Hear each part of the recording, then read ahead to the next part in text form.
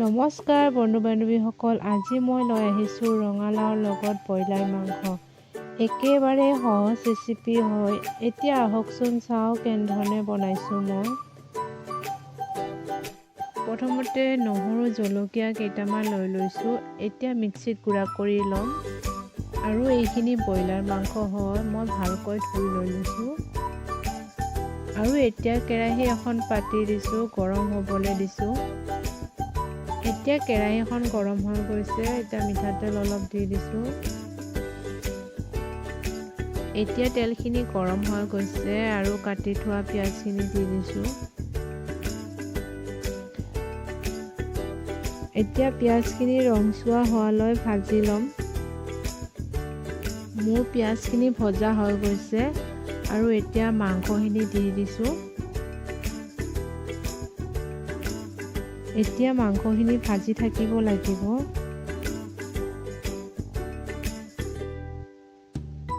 সোৱাদ অনুসৰি নিমখ দিছোঁ আৰু পৰিমাণ অনুসৰি হালধি দিছোঁ আৰু এইদৰে অলপ লৰাই দিছোঁ।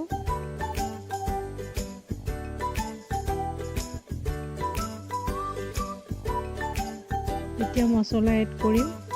জিৰা এচামুচ দিছোঁ আৰু গৰম মছলা এচামুচ দিছোঁ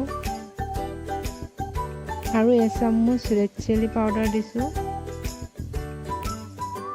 এতিয়া গোটেইখিনি ভালদৰে ভাজি ল'ম।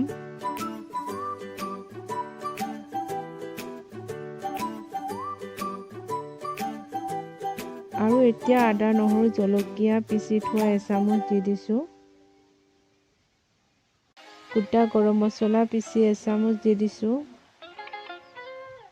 আৰু এইদৰে গোটেইখিনি লৰাই দিছোঁ।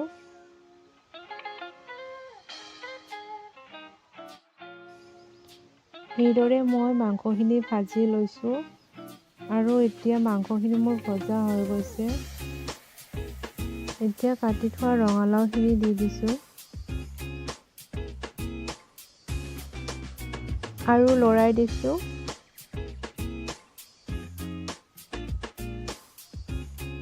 আৰু এইদৰে লৰাই এতিয়া মই ঢাকনিখনেৰে ঢাকি দিম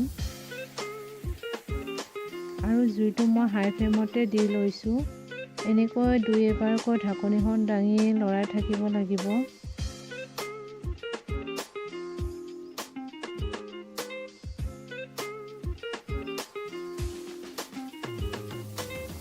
এইদৰে লৰাই এতিয়া মই পানী এড কৰিম।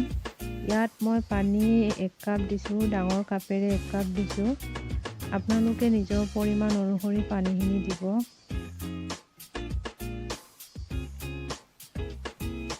আৰু এইদৰে লৰাই দিছোঁ। এতিয়া আৰু ঢাকনিখনেৰে ঢাকি দিছোঁ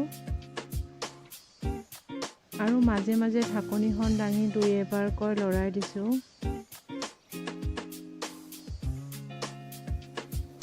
এতিয়া মোৰ ৰঙালাওখিনি ধুনীয়াকৈ সিজি আহিছে।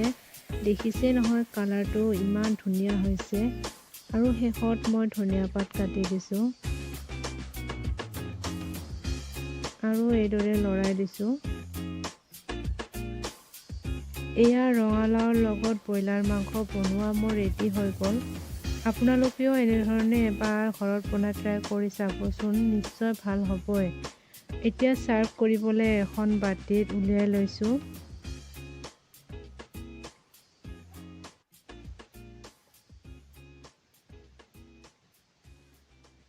আপোনালোকে যদি ভিডিঅ'টি চাই ভাল পালে লাইক, কমেণ্ট, শ্বেয়াৰ, ছাবস্ক্ৰাইব কৰি দিব।